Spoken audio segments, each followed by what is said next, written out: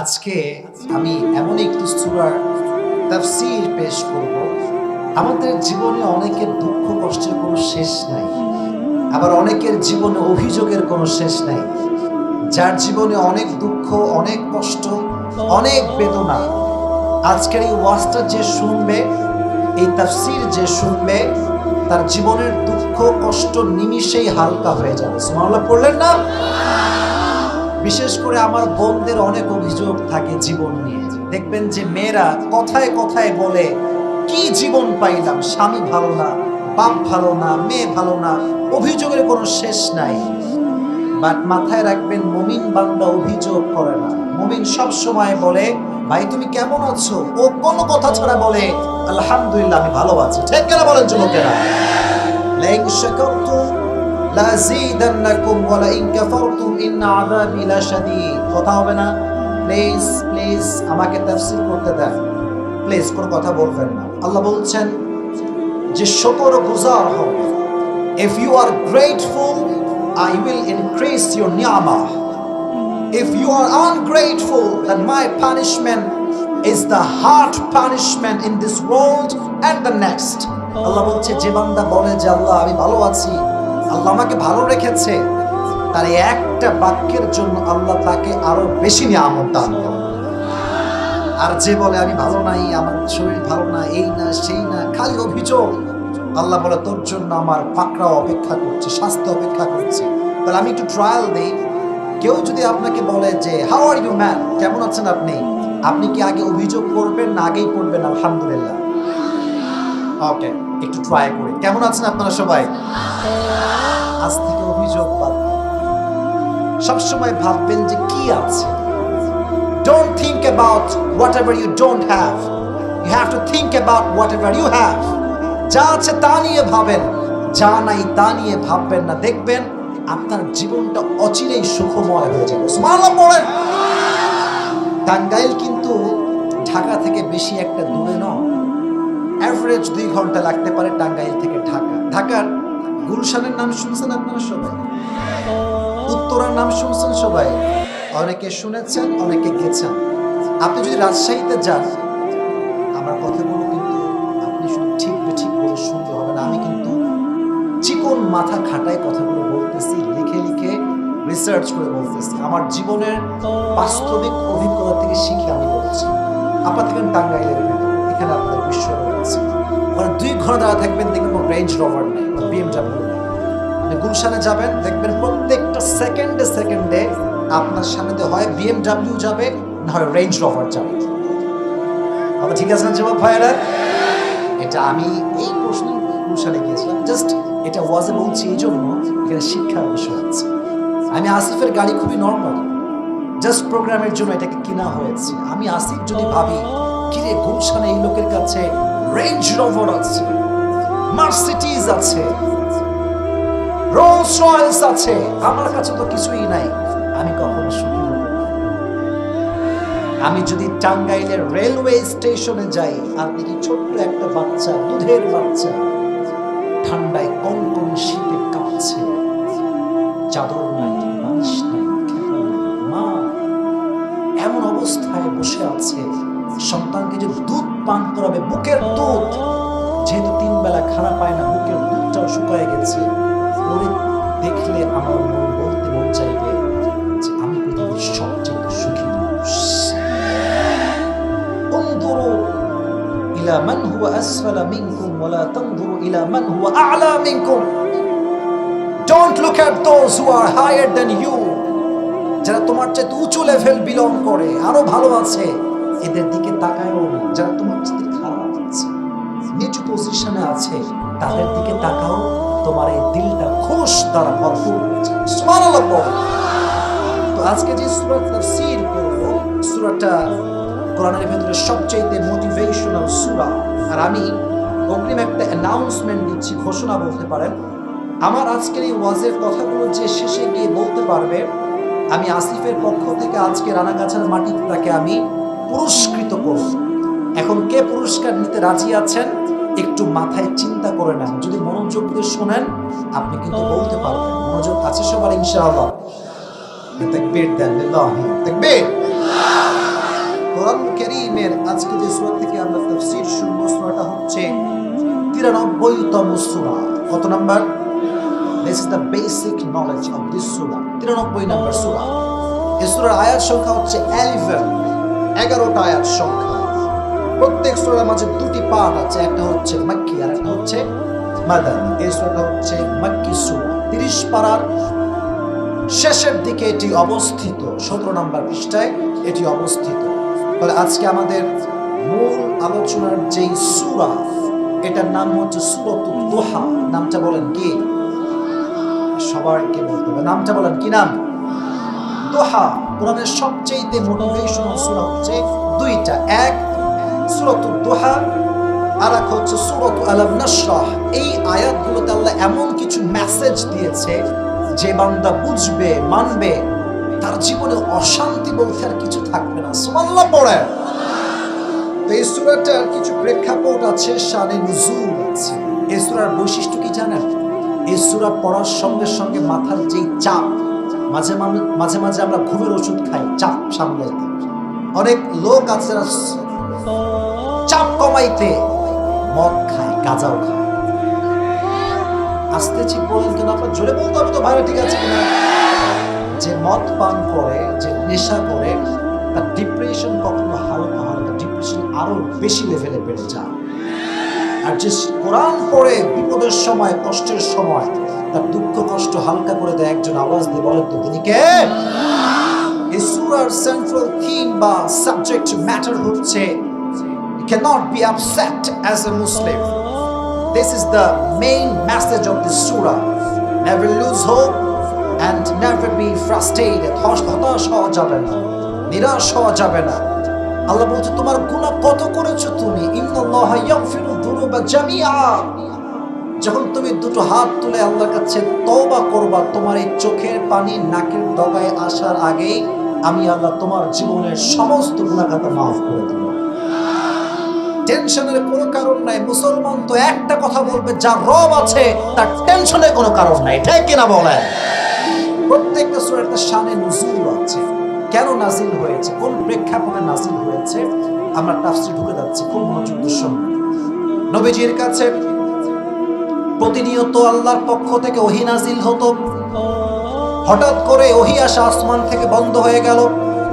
একদিন যায়, 2 দিন যায়, 3 দিন যায়, 4 দিন হয়ে যায়, এভাবে 2 সপ্তাহ কেটে গেল, ওহী আর আসমান থেকে নামে না। আল্লাহর হাবিব টেনশনে পড়ে গেলেন, আল্লাহ কি আমার উপরে নারাজ হয়ে গেল নাকি, ওহী কেন আসে না? এদিকে কাফেররা তো সুযোগে আছে, নবীকে কখন গালি দেওয়া যায়, সুযোগ বুঝে বলছে, আরে মুহাম্মদ তোর রব তোরে ভুলে গেছে। নাউজুবিল্লাহ বললেন না? তোর রব তোরে না ভুললে ওহী বন্ধ হলো কেন? নবীজি টেনশনে পড়ে গেলেন যে আল্লাহ ওহী নাজিল হয় না কেন? And he started to miss the revelation. ওহীকে তিনি মিস করতে আরম্ভ করলেন। আর কাফেররা গালির পরে গালি দেওয়া শুরু করলো যে মুহাম্মদের রব মুহাম্মদকে ভুলে গেছে।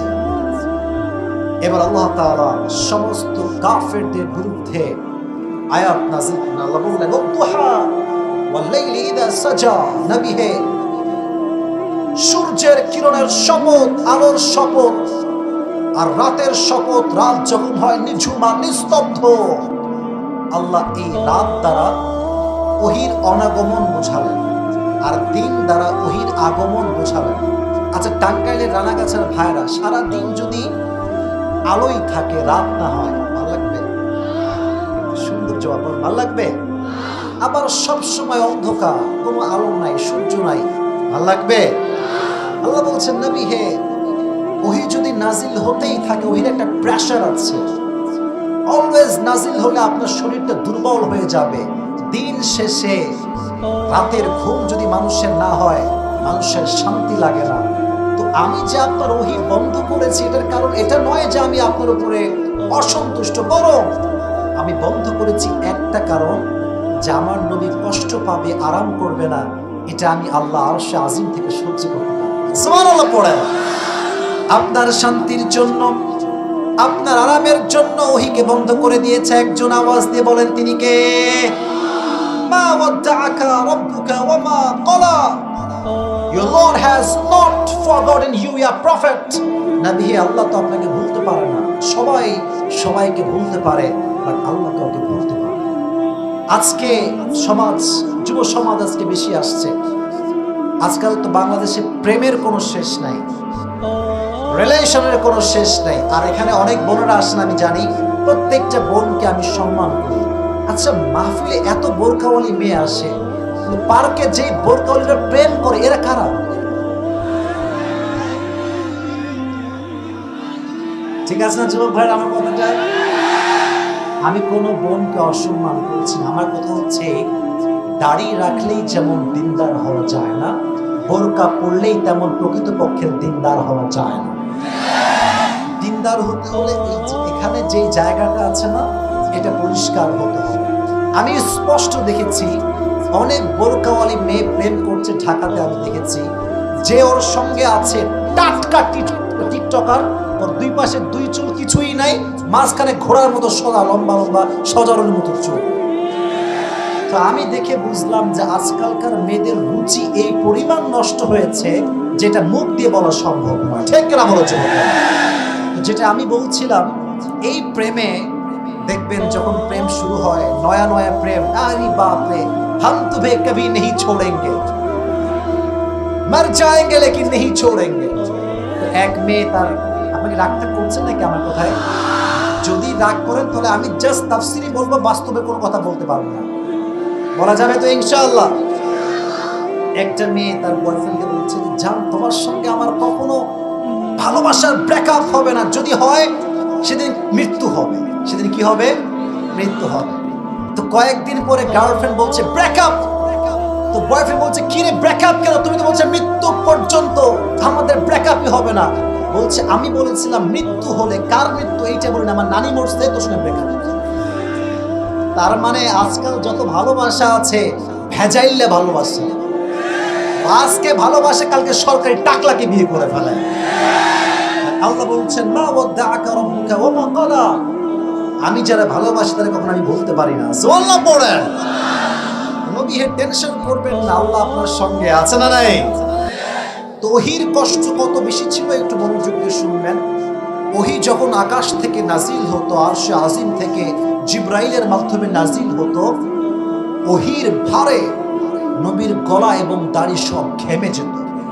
আর এক হাদিসে আসছে, ওহী যখন নাজিল হতো, আল্লাহর হাবিব যদি ঘোড়াতে থাকতেন, ঘোড়া যখন দাঁড়িয়ে থাকতো, ওহী নাজিল হলে ঘোড়ার পাটা জমিনের ভেতরে দেবে যেত। ওহী এতটা ভার ছিল, মিথলা সালসালাতিল জারাস। আচ্ছা, স্কুলে যখন ছুটি হয় এটা কি দেয়? ঘন্টা। এই ঘন্টার ধ্বনির মতো ওহী নাজিল হতো, আওয়াজ বিকট শব্দে ওহী নাজিল হতো। মিয়া আপনি আমি তো ইসলাম পাইছি সহজে, যত কষ্ট করেছেন আমাদের প্রিয় নবী আল্লাহর হাবিব সাল্লাল্লাহু আলাইহি ওয়াসাল্লাম। সুবহানাল্লাহ পড়ে। ওহীর একটা ভার ছিল, কষ্ট ছিল। আল্লাহ বলেন, নবী এত কষ্ট আপনি সহ্য করবেন? আর আল্লাহ, আমি দেখবো তাকায় তাকায়, এটা হতে পারে না। আপনার কষ্টকে হালকা করার জন্য আমি আল্লাহ ওহীকে বন্ধ করেছি। সুবহানাল্লাহ পড়লেন না? তো এটা ছিল শানে নুজুল। এবার আল্লাহ বলছেন, ওয়ালাল আখিরাতু খায়রুল লাকা মিনাল উলা। ও নবী, দুনিয়ার কোনো টেনশনে আপনি চিন্তিত হবেন না। মাথায় রাখবেন, পরকালটা হচ্ছে আসল জগৎ, দুনিয়ার জগৎ কিছুই নয়। দুনিয়াতে আজ আছি, কালকে যে বেঁচে থাকবো কোনো গ্যারান্টি আমাদের কাছে আছে? কোনো গ্যারান্টি নাই। কয়েকদিন আগে আমার একজন পরিচিত মানুষ ছিল, একদম তরতাজা মানুষ। হঠাৎ করে শুনছি তিনি দুনিয়াতে আর নাই। এরকম আমাদের অনেকেই আছি আমরা, আমাদের ফ্রেন্ড ছিল, ভাই ছিল, এলাকার লোক ছিল, হঠাৎ করে এলাম যে ভাইটা নাই। এর মানে হচ্ছে দুনিয়ার জীবনে আজ আছি কাল নাই, এটাই হচ্ছে দুনিয়ার জীবন। আল্লাহ বলছেন, নবী এটা তো ক্ষণস্থায়ী জীবন, আপনি খালি আমার কাছে আসেন, আপনার কোনো সুখের শেষ থাকবে না। সুবহানাল্লাহ পড়েন। এবার আল্লাহ বলছেন, ওয়ালা সাউফা ইউতিকা রাব্বুকা ফাতারদা। নবী হে, কাফেররা আপনাকে কষ্ট দেয়, আঘাত করে, মাথায় রাখবেন। এই আওয়াজ করছো কেন? প্রত্যেকটা যুবক এখানে কলিজার থেকে আমার ওয়াজ শুনছে, কথা ঠিক আছে যুবক ভাইরা? আমার কথাটা কোনো নয়েজ ক্রিয়েট করা যাবে না, মাথায় রাখবেন। শেষ ভালো যার, শেষ ভালো না যার কিছু ভালো না, মাথায় রাখবেন। ওয়াজ শুরু যেমন হয়েছে তেমন করে শেষ হবে। রাজি আছেন তো ইনশাআল্লাহ? আল্লাহ বলছেন, নবী আপনাকে আমি এমন কিছু দিব, indeed and verily I will make you happy, আমি আপনাকে খুশি করে ফেলব। কেমন করে? আল্লাহর হাবিব দোয়া করেন, আল্লাহ ইসলামের গতি বেশি একটা ভালো না, আল্লাহুম্মা আইজ্জাল ইসলাম বিহাব্বি হাযাইনি রাজুলাইন বিআবি জিহাল ইবনে হিশাম আও বিউমর ইবনুল খাত্তাব। হে আল্লাহ, তোমাকে আমি দুইটা নাম বলবো, যে কোনো একজন মানুষকে মুসলিম বানাই তুমি ইসলামের পতাকা উঠায় দাও। আল্লাহ বললেন, ও নবী চিন্তা করবেন না, আমি ওমরের জন্য ইসলামটাকে কবুল করে ফেললাম। সুবহানাল্লাহ পড়েন। এই তাহাজ্জুদ দোয়া করে নবীজি সকালবেলায় গিয়েছেন দাওয়াতের কাজ করতে। যখন দাওয়াতের কাজ করছেন নবীজি গোপনে গোপনে দেখছে সবাই যে ওমরে ফারুক তরবারি নিয়ে আঘাত করবার জন্য এগিয়ে আসছে। হামজা ইবনে আব্দুল মুত্তালিব বলল, ইয়া রাসূলুল্লাহ পালিয়ে যান, Omar will kill you very soon, সে আপনাকে মেরে ফেলবে। নবীজি বললেন, কোনো মারামারি হবে না, আমি যে তাহাজ্জুদ দোয়া করেছিলাম ওই দোয়াটা মনে হয় আল্লাহ কবুল করে ফেলেছে। ওমরে ফারুক এসেই তরবারি ফেলে দিয়ে সঙ্গে সঙ্গে পাঠ করলো, লা ইলাহা ইল্লাল্লাহ মুহাম্মাদুর রাসূলুল্লাহ, কালেমা পাঠ করে মুসলিম হয়ে গেল। আল্লাহ বললেন, নবী আপনি টেনশন করছিলেন না ইসলাম নিয়ে, আমি আল্লাহ আপনাকে খুশি বানাই দিলাম। সুবহানাল্লাহ পড়লেন না? আরেকটা হাদিস শোনায় আল্লাহ কিভাবে নবীকে খুশি করেছেন। আচ্ছা, আপনারা সবাই মেরাজের কথা শুনেছেন?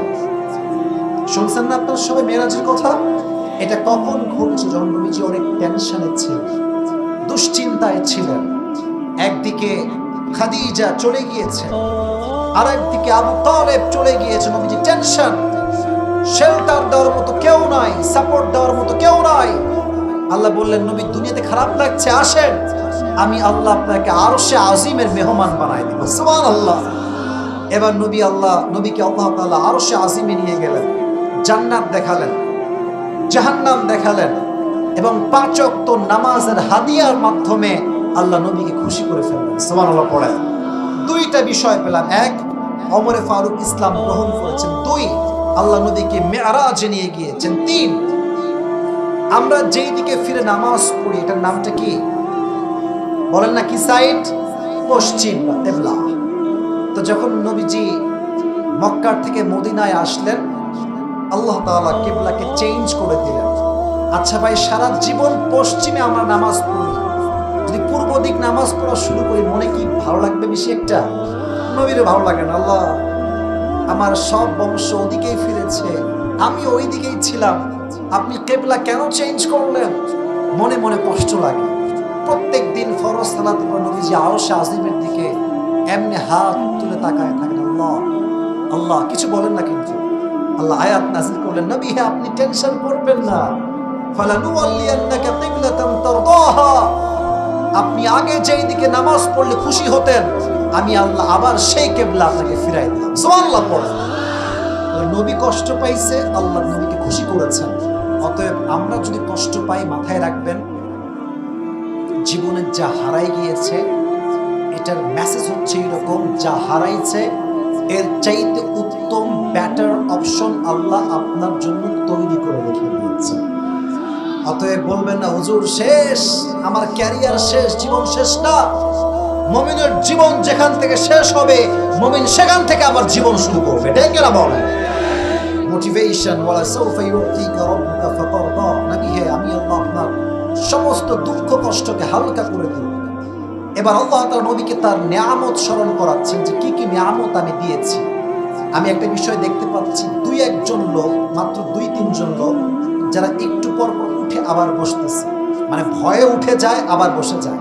মাথায় রাখবেন একটা কথা, ওয়াজ কিন্তু বেশি রাত পর্যন্ত হবে না, বাট যেহেতু ওয়াদা করেছেন তাফসীর শেষ না করে যাবেন না, কেউ যাবেন। রাজি আছেন তো ইনশাআল্লাহ? আমি কিন্তু ওয়াজের মাঝখানে আছি, আমাকে একটু সাপোর্ট দেন। নবীজি বলছেন, আলাম ইয়াজিদকা ইয়াতীমান ফাআওয়া, নবী আমি কি আপনাকে ইয়াতীম পাই নাই? আপনি তো ইয়াতীম ছিলেন, ইয়াতীম থেকে আপনাকে এত বড় নবী হিসেবে কবুল করেছে একজন। আওয়াজ দিয়ে বলেন তো তিনি কে? নবী যখন ছোট্ট শিশু ছিলেন, মাত্র 6 ইয়ার্স, 6 বছর বয়স, আম্মা জানকে নিয়ে নবী যাচ্ছেন দূরের পথে মদিনার দিকে। হঠাৎ করে আম্মা জান ঘোড়ার পিঠ থেকে নেমে গিয়েছে, উটের পিঠ থেকে নেমে গিয়েছে। বলছে মুহাম্মদ আমার পেটে প্রচন্ড ব্যথা, তোমরা আমাকে একটু ধরো। সেই দিন নবীর সঙ্গে একজন দাসী ছিল উম্মে আইমান, সে নবীজির আম্মাজানকে এইভাবে ধরেছে, এইভাবে দেখেন এদিকে, এই যে পেছন সাইডটা এমনি পড়ে গিয়েছে, উম্মে আইমান এমনি দুই হাত দিয়ে ধরেছে তার পিঠের সাইড। নবীজি দৌড় দিয়ে এসে বলছে আম্মাজান কি হয়েছে, আপনি ঠিক আছেন, আপনার কি হয়েছে আম্মাজান? বলছে ইয়া মুহাম্মদ, প্রত্যেকটা মানুষের জীবন একদিন শেষ ঘটবে, আজকে আমার জীবনের শেষ মুহূর্তে আমি চলে আসছি, বাট এটা আমার বিশ্বাস আছে আমি যে সন্তান আমার পেট দিয়ে জন্ম দিয়েছি, আমার সন্তান সাধারণ কোনো মানুষ নয়, তুমি মুহাম্মদ গোটা বিশ্বকে আলোকিত করতে পারো। সুবহানাল্লাহ পড়েন। এই কথা বলেই নবীর আম্মাজান চোখ বন্ধ করলেন, জায়গা ইন্তেকাল শেষ। নবী তো মাত্র 6 বছর বয়সের মাত্র বাচ্চা, যুবক হতে পারে নাই।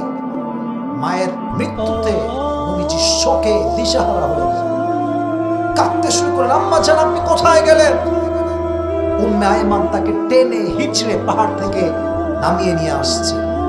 যারা উমরায় গিয়েছেন দেখবেন আবাওয়া, এখানে নবীজির মায়ের কবর দেওয়া হয়েছে, চতুর্পাশে পাথর আর পাথর। আমি গিয়ে ভাবলাম কি রে, এখানে চতুর্পাশে পাথর, নবীর আম্মাকে কবর দিল কেমনে আর নবী গেল কেমনে?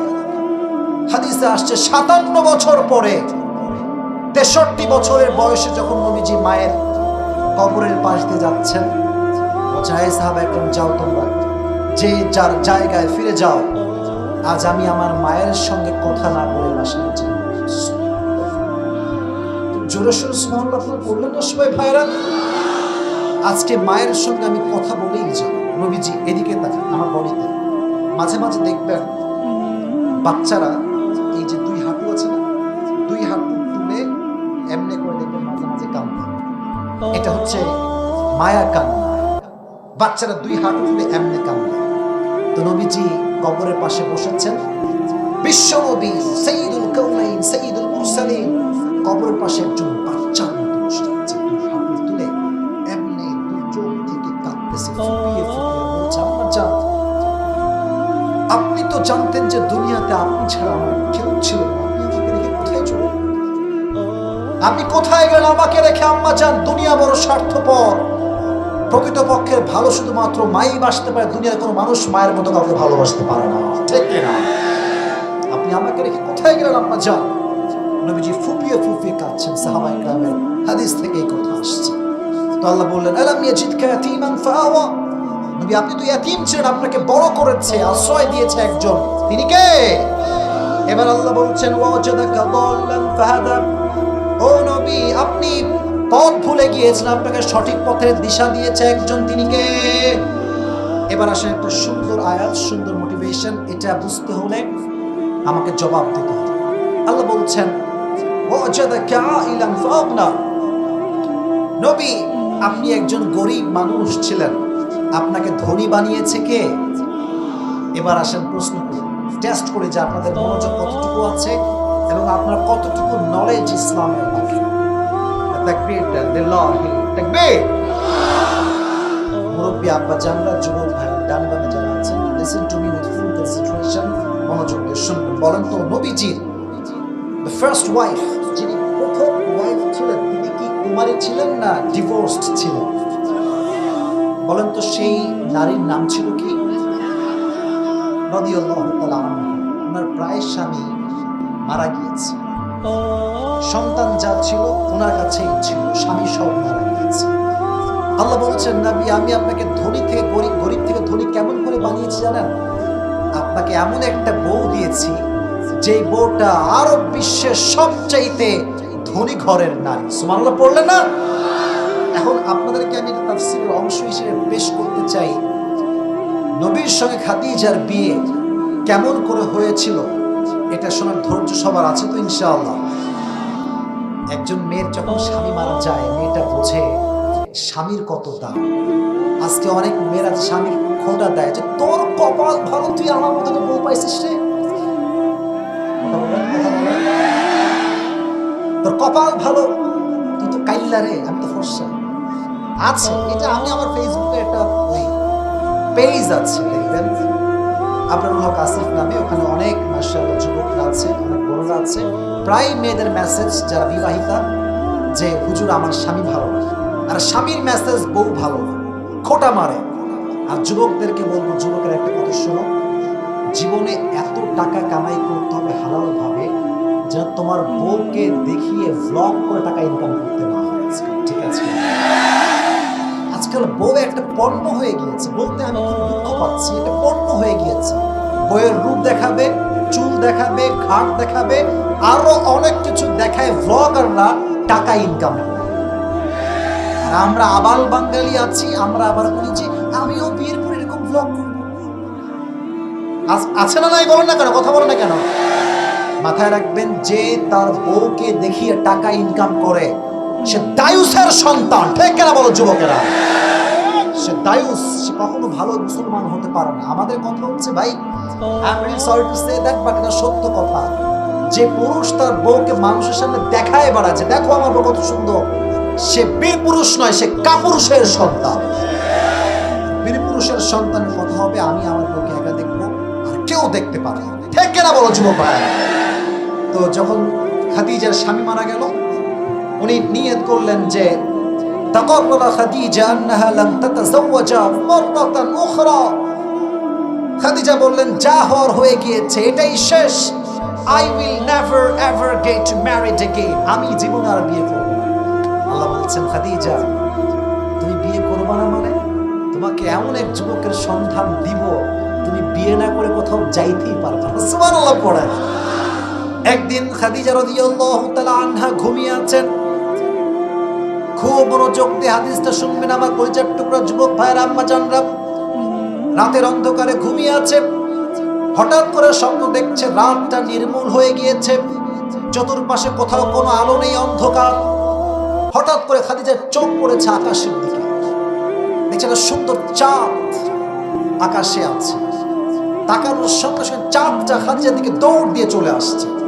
চাঁদ যখন আকাশ থেকে একটু জমিনের দিকে নেমেছে, চাঁদের আলোতে অমাবস্যার রাতের অন্ধকারের মতো রাত চাঁদের আলোতে পুরো আলোকিত হয়ে গিয়েছে।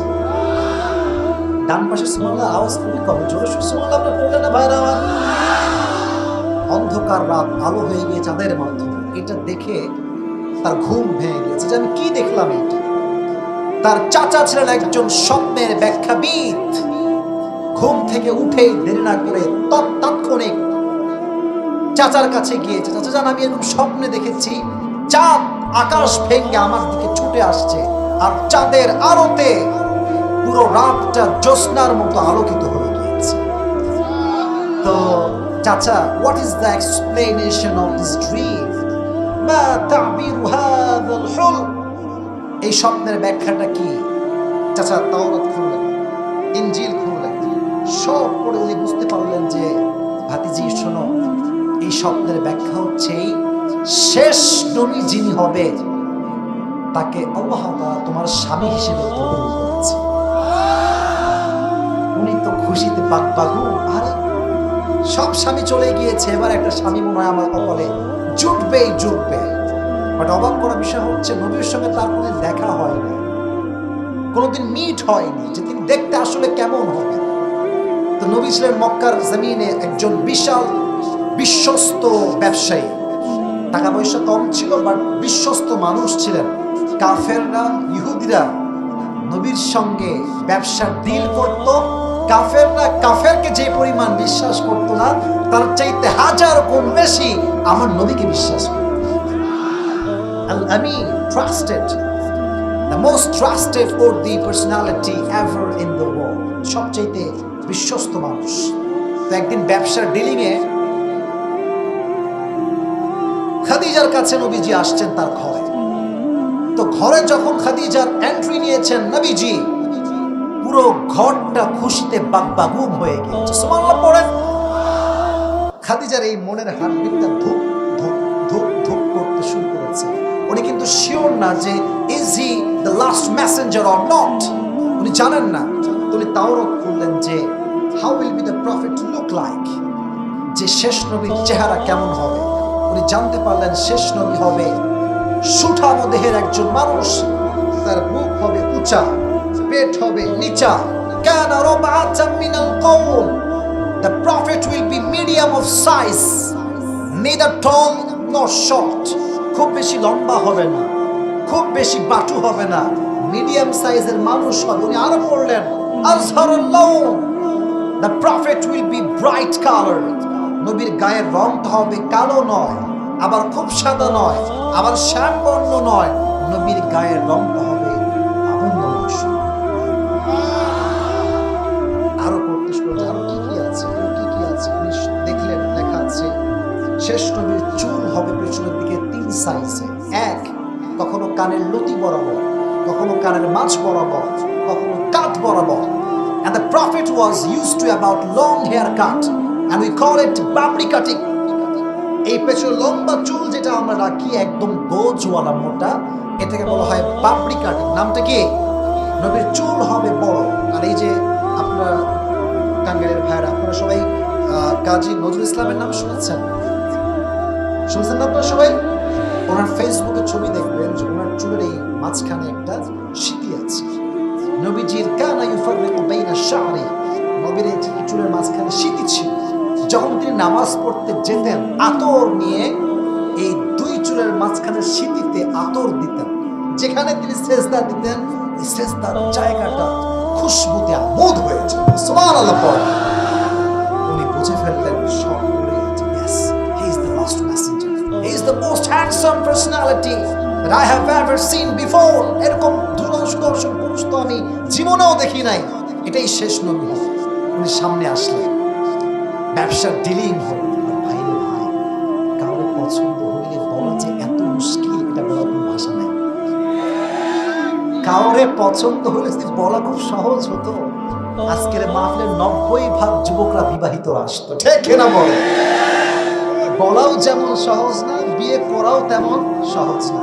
তুমি আজকালকার আপনারা বাবারা যারা আছেন, please do mind, this is the reality and I have to talk about the reality. বাস্তব কথা আমরা বলতে কাউকে ভয় পাই না। আস্তে ঠিক বলেন কেন আপনারা?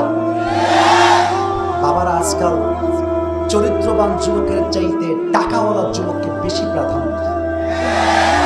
একজন যুবক মাশাআল্লাহ 5 ওয়াক্ত নামাজি, দাঁড়িয়ে আছে, very handsome guy and very religious boy, মাশাআল্লাহ, very perfect.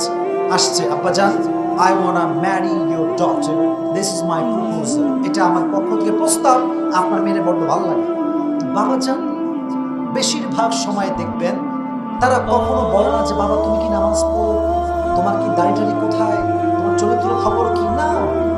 Always they ask a question and that is बेटा तुम कितने पैसे कमाते हो पहले ये बताओ। টাকা তো টাকা থাকলে আব্বা যারা টাকলার সঙ্গে বিয়ে দিতে কোনো দেরি করে না। সেদিন নাটোরের মাহফিলে আমি আমার নাটোরের মাহফিলে বললাম, একজন যুবক মেয়ের বাপ যে টাকলার সঙ্গে বিয়ে দিয়েছে বলছে, আব্বা জান ये आपने क्या कर दिया, किसके साथ शादी की, इसके सर पे तो बाल नहीं है, এর মাথায় তো চুল নাই, আব্বা জান আপনি কি করলেন এটা? তো বাবা বলছে, এটা অসাধারণ জবাব। যাই कैसी बात कर रहे हैं, सर पे बाल नहीं है तो क्या हुआ, जेब में माल तो है। মাথায় চুল না থাকলে কি হবে, পকেটে টাকা থাকলে বাপরা রাজি হয়ে যায়। ঠিক কিনা বলো? তবে সবাই একরকম না, সব বাবাকে এক পাল্লায় মাপা যাবে না। বাট আমি এতটুকু বলবো, যদি আব্বা জানরা টাকার চাইতে চরিত্রকে বেশি প্রাধান্য দেয়, দেশের ভেতরে জেনার সংখ্যা কমে যাবে, বিয়ের সংখ্যা বেড়ে যাবে। এখন খাদিজা প্রস্তাব দিবে কি, আপনি খুব টেনশনে পড়ে গেছে। এখন মাথায় রাখবেন, যদি কাউকে পছন্দ হয় আগে নিজে যাবেন না, কাউরে ভায়া হিসেবে পাঠাবেন। চাচি হতে পারে, মা হতে পারে, বাপ হতে পারে। তুমি আগ বাড়ায় গেলে মায়ের খাওয়ার সম্ভাবনা একটু বেশি আছে। তো খাদিজা ভাবলেন যে না, আমি প্রস্তাব দিলে বিষয়টা জমবে না। তোমার একজন দাসী ছিল, তার নাম ছিল নাফিসা। নাম কি? আপনার কথা বলার নাম ছিল কি? নাফিসা। বলো নাফিসা, শোনো, আমার একটা প্রস্তাব আছে এই যুবকের জন্য, তুমি একটু আমার পক্ষ থেকে প্রস্তাবটা দিয়ে দাও। নাফিসা যদিও বা একটু বয়স্ক মহিলা, বাট ভেতরে একটা লজ্জা মেয়ে হিসেবে আছে না নাই? নবীর কাছে আসছে, তখন যদি নবুয়ত পান নাই, এসে বলছে আসসালামু আলাইকুম। উনি বলছেন ওয়ালাইকুম আসসালাম। কি খবর নাফিসা, আপনি কেন এসেছেন? বলছে লজ্জা পাচ্ছে, কেন আসছে তো সরাসরি বলা যায় না। তো বলছে এমনি কথা বলার জন্য আসলে ব্যবসা চালাকি। তো বলছে আচ্ছা একটা প্রশ্ন করবো, ইফ ইউ ডোন্ট মাইন্ড, করা যাবে? বলছে অবশ্যই করেন, কোনো সমস্যা নেই। বলছে আচ্ছা আপনি তো মাসাল তাগড়া যুবক, ইয়াং মানুষ, যুবক ছেলে, আপনার বয়স 25 ইয়ার্স ওল্ড, 25 বছরের যুবক, আপনি বিয়ে করেন না? তো নবীজি লজ্জা পাইছে, বলছে যে দেখেন বিয়ে তো করতে চাই, but you know I have lacking of money, টাকা পয়সা নাই। সত্য কথা, এটা হাদিস থেকে বলছে। বলছেন আমার কাছে টাকা পয়সা কম, জব নাই, চাকরি নাই, তাই বিয়ে করার সাহসটা আসলে পাচ্ছি না। তো নাফিসা সুযোগ বুঝে কোপ মারছে, বলছে আচ্ছা এই সমস্যা, it's not a big deal. আমার কাছে এমন একজন মেয়ের সন্ধান আছে যাকে বিয়ে করলে আপনাকে টাকাও দেওয়া লাগবে না, বাড়িও দেওয়া লাগবে না, খাওয়াও দেওয়া লাগবে না, ড্রেসও দেওয়া লাগবে না, বরং তাকে বিয়ে করলে আপনার কোনো কিছুর অভাব হবে না।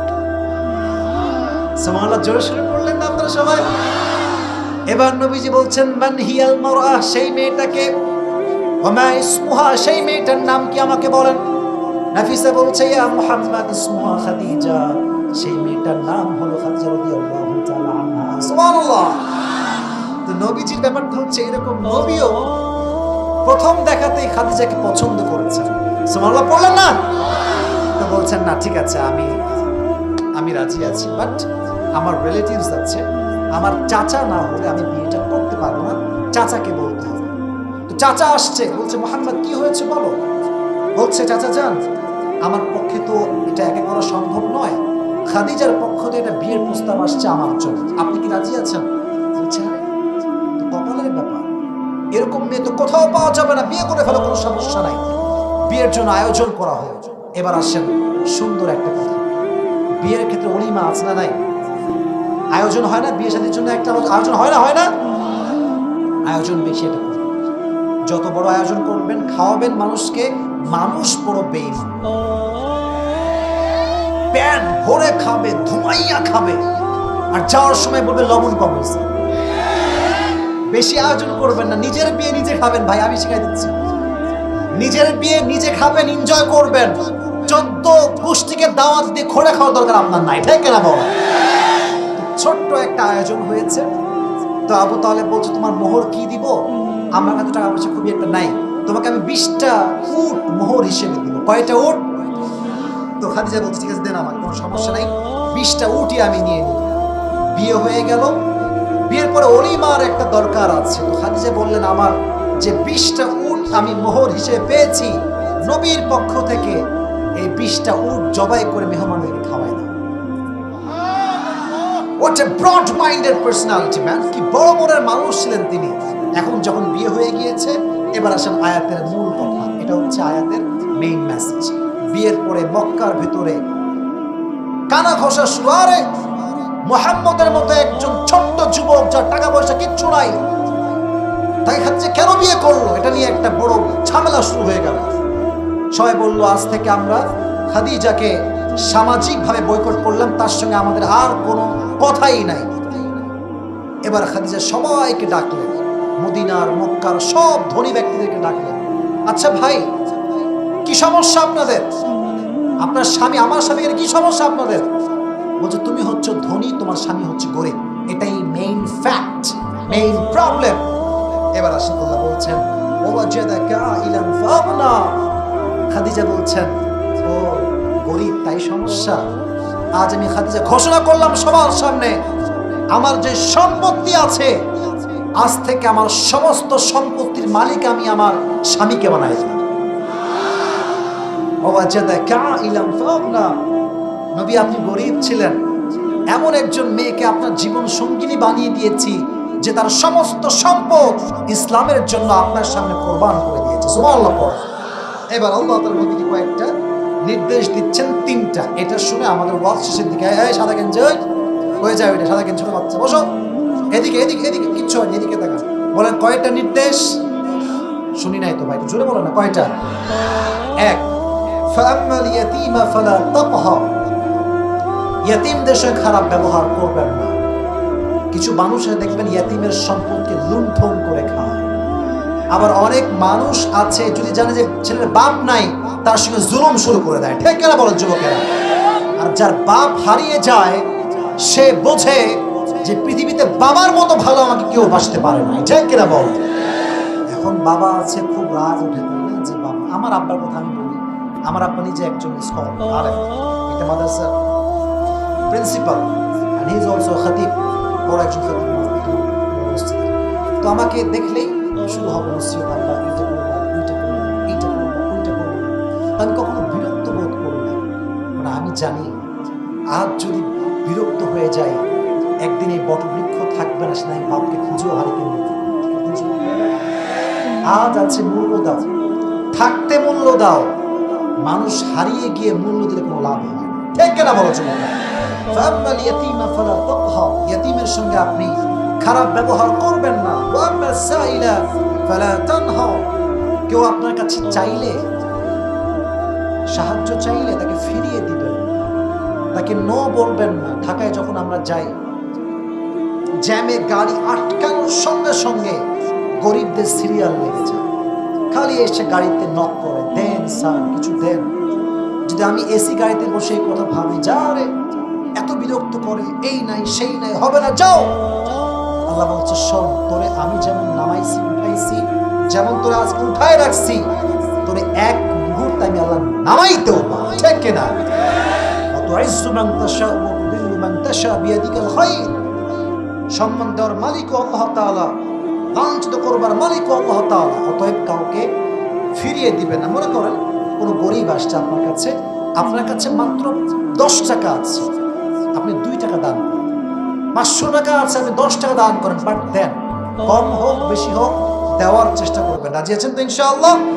সর্বশেষ আল্লাহ তাআলা বলছেন, ওয়া আম্মা বিনিআমাতি রাব্বিকা ফাহাদ্দিস, নবী হে, আমি আল্লাহ তাআলা যে নিয়ামত আপনাকে দিয়েছি মানুষের সামনে সেই নিয়ামতগুলো বর্ণনা করবেন। মনে করেন আপনার যোগ্যতা আছে, এই যোগ্যতা আপনি প্রমাণ দিবেন।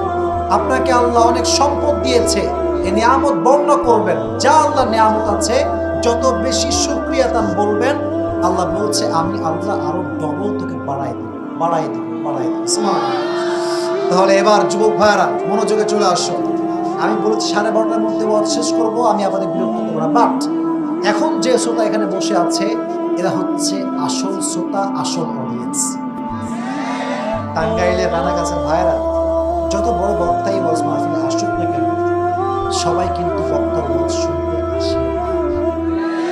অনেক লোক যারা পেছনে থাকে, এরা বক্তার শুধুমাত্র ফেস দেখতে আসে। কারণ আমি আগে ঠিক বলবো না, আগে শোনেন। অনেক বক্তা ভাইরাল, আলোচনা ভাইরাল, অনেক নাম আছে, দাম আছে। তো তারা কি করে, ফেসবুকে দেখছি, ইউটিউবে দেখছি, টিকটকে দেখছি, সমস্যা দেখা শেষ। আর কিছু শ্রোতা আছে যে হুজুরের ওয়াজ তো জীবনে সরাসরি শুনি নাই, তাফসীর শুনি নাই, আজকে যাব, শুনবো এবং দোয়া করে আসবো, তারাই হচ্ছে এই শ্রোতা। তা আপনারা হচ্ছেন আমার আসল ভালোবাসার মানুষ। তা আপনারা এখন একটা কথা মাথায় রাখেন, আমি পুরো তাফসীরটাকে সামারি বলছি, সারাংশ। শুধু শুনবেন, কেন? যাতে করে আমি প্রশ্ন করলে উত্তর দেওয়া সহজ হয় এবং পুরস্কার নিয়ে আজকে বাসায় যাবো। রাজি আছেন তো ইনশাআল্লাহ? তাকবীর দেন সবাই মিলে, আল্লাহু তাকবীর। এবার আমাকে জবাব দিবেন, আজকে আমরা যে সূরা থেকে সংক্ষেপে তাফসীর শুনেছি, সূরাটার নাম ছিল, এই তো সবাই বলেছেন, আবার বলো নামটা কি? এটা হচ্ছে 93 নাম্বার সূরা। কত নাম্বার? এই সূরার আয়াত সংখ্যা হচ্ছে মোট 11। কত বলেন? এটা হচ্ছে মাক্কি সূরা। কি সূরা? যেই পাড়ায় এই সূরাটা আছে, এই পাড়ার সংখ্যা কত বলেন? 30। আরো যে বলেন কত? 30। দেখেন, এই সূরাটা হচ্ছে একটা ইন্সপায়ারেশনাল সূরা, মোটিভেশনাল সূরা। যে পড়বে, যে শুনবে, যে বুঝবে, তার কষ্ট দুঃখ হালকা করে দিবে কে? বলেন না, তিনি কে? এটা হচ্ছে এই সূরার একটা বৈশিষ্ট্য। এই সূরার সেন্ট্রাল থিম বা সাবজেক্ট ম্যাটার হচ্ছে cannot be lose hope. তুমি তোমার হতাশা রাখতে পারবা না, তুমি হতাশ হতে পারবা না। তোমাকে ভরসা রাখতে হবে একজনের উপরে, তিনি কে? وَمَن يَتَوَكَّلْ عَلَى اللَّهِ فَهُوَ حَسْبُهُ. Whoever trusts in Allah subhanahu wa ta'ala, Allah is sufficient for him. You have to trust in your Lord. Allah says in this ayah, whoever trusts in Allah subhanahu wa ta'ala, I am enough for him. যে ব্যক্তি আমাকে ভরসা করবে, আমি আল্লাহ একাই তার জন্য যথেষ্ট হয়ে যাব। জোরে সোরে সুবহানাল্লাহ পড়ুন আপনারা সবাই। তাহলে একটু ওয়াজটা মুখস্থ হিসেবে শুনবেন। এই ওয়াজের মূল বিষয়বস্তুর মেসেজটা হচ্ছে হতাশ হওয়া যাবে না, নিরাশ হওয়া যাবে না। 3 নাম্বার, এই সূরার শানে নুজুল হচ্ছে ওহী নাজিল হওয়া বন্ধ হয়ে যায়, কাফেররা তিরস্কার করতে শুরু করে। তখন আয়াতটা নাজিল করেছে কে? নবী হে। দিন শেষে রাত না আসলে যেমন ভালো লাগে না, ওহী যদি নাজিল হতেই থাকে আপনার কষ্ট হবে। আপনার কষ্টকে হালকা করবার জন্য আমি আল্লাহ তাআলা ওহীটাকে বন্ধ করেছি। সুবহানাল্লাহ পড়া। তাহলে এটা হচ্ছে এই সূরার শানে নুজুল। এই সূরাতে আল্লাহ তাআলা নবীকে কি কি নিয়ামত দিয়েছেন তা বলেছেন। ওয়ালা সাউফা ইউতিকা রাব্বুকা ফাতারদা। নবী হে, আমি আল্লাহ আপনাকে অনেক নিয়ামত দিয়ে খুশি করেছি। এক নিয়ামত হচ্ছে যে আমি আল্লাহ তাআলা আপনাকে মেরাজের ভ্রমণ করিয়েছি। 2, আমি আপনার জন্য, ইসলামের জন্য ওমরে ফারুকের মতো একজন বীর বাহাদুর কাফেরকে মুসলিম বানিয়ে দিয়েছি। এই 2টা মেসেজ মাথায় রাখবেন, বেশি বলতে কঠিন হবে। কয়টা বিষয় থাকলো? নবীকে আল্লাহ 2টি বিষয় দিয়ে খুশি করেছেন, জাস্ট আমাদের 2টা বলতে হবে। 1, মেরাজে ভ্রমণ করিয়েছেন। 2, কাকে ইসলাম গ্রহণ করিয়েছেন? ওমরে ফারুক। এবার আসেন আল্লাহ নবীকে নিয়ামত স্মরণ করাচ্ছেন। 1, নবী ছিলেন ইয়াতীম, নবীকে বড় করেছে কে? 2, নবী পথ হারিয়েছেন, আল্লাহ নবীকে পথ দেখিয়েছেন। 3, নবী গরিব ছিলেন, তাকে ধনী বানিয়েছে কে? তাহলে 1 হচ্ছে নিয়ামত, 1 হচ্ছে আল্লাহ নবীকে ইয়াতীম থেকে বড় করেছেন। 2, নবীকে আল্লাহ তাআলা কি করেছেন? আল্লাহ বলছেন আপনি পথ ভুলে গিয়েছিলেন, আমি আল্লাহ সঠিক পথ দেখিয়েছি। 3, নবী আপনি গরিব ছিলেন, আপনাকে সম্পদ দিয়ে বড়লোক বানিয়ে দিয়েছে কে? এটা ছিল নবীর নিয়ামত 3টা। আর সর্বশেষ আল্লাহ নবীকে 3টা দিক নির্দেশনা দিয়েছেন। 1 হচ্ছে ইয়াতীমের সঙ্গে খারাপ ব্যবহার করা, বলেন না ইয়াতীমের সঙ্গে খারাপ ব্যবহার করা যাবে। 2, যদি কোনো গরিব আপনার কাছে আসে খালি হাতে, কথা বলেন, খালি হাতে ফিরিয়ে দেওয়া। আর সর্বশেষ আল্লাহ আপনাকে যে নিয়ামতগুলো দিয়েছে, আপনি নিয়ামতগুলো প্রকাশ করবেন, শুকরিয়া তার প্রকাশ করবেন, আপনার নিয়ামত আরো বেশি বাড়ায় দিবে কে?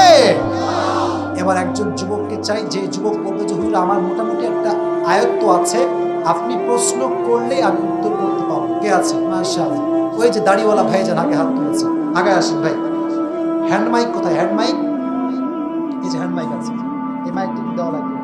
মাইক মানে কোথায়? আসেন ভাইজান, তো মাশাআল্লাহ জুব্বা পরে হুজুর মাশাআল্লাহ, আসেন। আমি আশা করছি আপনি পারবেন ইনশাআল্লাহ। যুবক ভাইরা তাকবীর দেন সবাই, লিল্লাহি তাকবীর। এদিকে একটু এই সাইডে আসেন, বামে, যেন সবাই আপনাকে দেখতে পায়। কোনো ভয় নাই ভাই, আমি আপনার সঙ্গে আছি, সবাই তার সঙ্গে আছে, আছে না নাই? আজকে আমরা যে ওয়াজটা শুনেছি, দেখবো ওয়াজটা শ্রোতার মাথায় কতটুকু ঢুকেছে। আমি একটা কথা বলি, যখন উনি কোনো জবাব দিয়ে দিবেন, আমি বলার আগেই আপনারা মারহাবা, অগ্রিম একটা বলেন মারহাবা। প্রিয় ভাই, সবাইকে সালাম দেন। আসসালামু আলাইকুম ওয়া রাহমাতুল্লাহি ওয়া বারাকাতুহু। ভাই, আজকে আমাদের আলোচনার যে সূরা, এই সূরাটার নামটা কি? সূরাতুদ দুহা। দুহা, মারহাবা বললেন না? এটা কত নম্বর পারায় আছে? এটা 20 নম্বর পারায় আছে। এটা কত নম্বর সূরা? জোরে সোরে মারহাবা বলেন। এই সূরার আয়াত সংখ্যা কত ভাইজান? 11। সূরাটা কি মাদানী না মাক্কি? মারহাবা। ব্যবসা খুব ভালো, আজকে আমার লস হবে কনফার্ম। আচ্ছা, যাই হোক, তো প্রিয় ভাই, আজকে এই সূরা আমরা জেনেছি এটা সেন্ট্রাল থিম বা মূল একটা মেসেজ আছে, সাবজেক্ট ম্যাটার। এই মেসেজটা কি ছিল? মারহাবা। মুমিন হিসেবে হতাশ হওয়া যাবে না। এবার আসেন, এই সূরার 3 নম্বর বিষয়বস্তু ছিল হচ্ছে শানে নুজুল, প্রেক্ষাপট। কারণটা কিছু, প্রেক্ষাপটটা কিছু।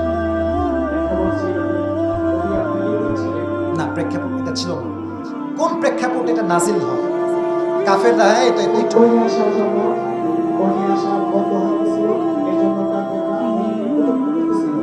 তারপর আল্লাহ তাআলা নবীকে বলেছেন যে আমি ওইটা বন্ধ করেছি কারণ ওইটা আপনার কষ্ট হবে, কষ্ট হওয়ার কারণে আমি ওইটা বন্ধ করেছি। ডেফিনেটলি রাইট আনসার, সে পারবে।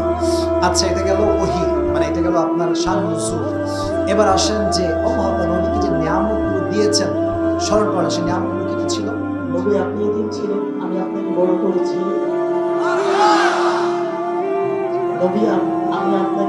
নবী আপনি গরিব ছিলেন, আমি আপনাকে ধনী বানিয়েছি। আর একটা খুবই সহজ, আপনি পথ নবী আপনি পথ ধরে গিয়েছিলেন, আমি আপনাকে পথ দেখিয়েছি। মারহাবা। আসলে পারবে ভাই, সবই তো খালাস করে ফেলেছে, আর কি আছে? এবার আসেন শেষে গিয়ে আল্লাহ আমাকে তিনটি ইনস্ট্রাকশন দিয়েছেন, গাইডলাইন দিয়েছেন, আদেশ দিয়েছেন। সে তিনটি আদেশ কি কিছু নেই জানেন? নবী আপনি এতিমদেরকে মহব্বত করবেন। নবী আপনার কাছে যদি কেউ কোনো কিছু চায়, আপনি তাদেরকে ফিরিয়ে দিবেন না। নবী আপনাকে আমি যে জ্ঞান দিয়েছি সেটা আপনি প্রচার করবেন। নিয়ামতগুলো মানুষকে বলবেন। মারহাবা বলেন সবাই। মাশাআল্লাহ ভাই, আপনি এই পাশ থেকে আসেন, আসেন আসেন আসেন, আপনাকে পুরস্কার দেব। সে পুরস্কার ডিজার্ভ করে, ঠিক না বলো যুবকেরা? এবং এমন শ্রোতা দরকার ভাই যে শ্রোতা পরিপূর্ণ ওয়াজ শোনাতে পারবে। তো মাশাআল্লাহ সে পেরেছে। ভাই আমি অনেক গরিব মানুষ, টাকা পয়সা একদমই নাই বললেই চলে, তাও দেখছি আমি কি আছে পকেটে, যা আছে আসলে কি পকেটে টাকা নাই, সব গাড়িতে রেখে এসেছি, যা আছে তোমাকে। তবে একটা কথা মাথায় রাখবেন, দাঁড়ান আগে সেলফি কেন, ওই দাঁড়ান দাঁড়ান দাঁড়ান দাঁড়ান, এখানে দাঁড়ান। হ্যাঁ, কেউ হাসাহাসি করবেন না, মাথায় রাখবেন হাদিয়া চাহে ছোটা हो या बड़ा हो, मोहब्बत तो हमेशा मोहब्बत ही होता है, ঠিক কিনা বল? হাদিয়ার কোনো সংখ্যা হওয়া লাগে না, এটা যে আমি পাইছি পুরস্কার, এটাই আমার জন্য সবচাইতে বড় ভালো লাগার বিষয়। 100 200 300, ভাই কঠিন গরিব আমি আছি, তাও যা আছে 400, আমি 500 দেওয়ার ট্রাই করতেছি। এই হচ্ছে 450 470 80 90, হ্যাঁ ভাই হয়ে গেছে ভাই, মারহাবা বলেন। তো প্রিয় ভাই, তোমাকে এটা আমার পক্ষ থেকে খুচরা পুরস্কার দেবো, তোর কোনো সমস্যা নেই। এটা দিয়ে এমবি টেমবি করে উল্টাপাল্টা করা যাবে না, ঠিক আছে? এটা দিয়ে একটা দিনই বই কিনতে হবে, বই কিনে নিজের জীবনটাকে আলোকিত করতে হবে, ঠিক আছে যুবক ভাইরা? আমি ছবি তুলবো, আমি দোয়া করি, তারপর আল্লাহ ভাইকে নিয়ে খাওয়া দাম না, আমি বসো।